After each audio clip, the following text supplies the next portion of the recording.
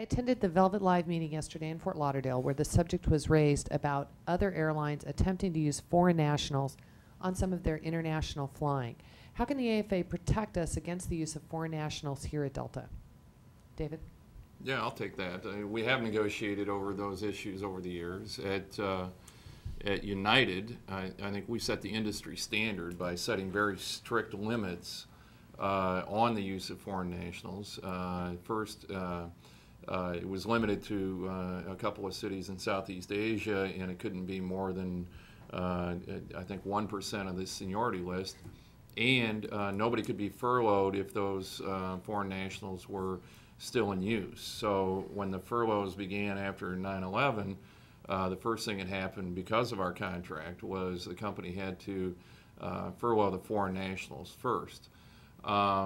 So that's one approach, is to put very strict limits around the company's use of foreign nationals in order to protect our jobs and our flying.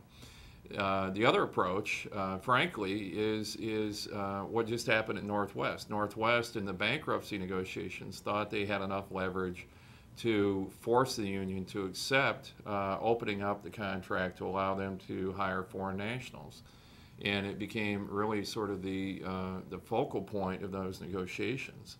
The other union that was there before us sort of grappled with that and ended up, in my opinion, giving away other things in the contract to sort of buy their way out of the company's proposal.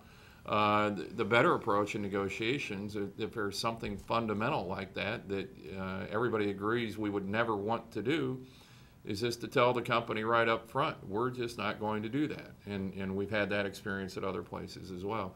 At United, just to use another example, the company tried to set up a separate airline that was going to take as much as 40% of our flying, and it was going to be done at very, very reduced rates and benefits. And we told them we aren't even going to negotiate with you while that's on the table. And we stalled the bankruptcy negotiations until that came off the table. And then we began to talk about issues that, that matter to the flight attendants. So it's a bargaining issue that we take very seriously and we have dealt with and we will deal with again, certainly. But when it's jobs, that means it's got to have a very high priority.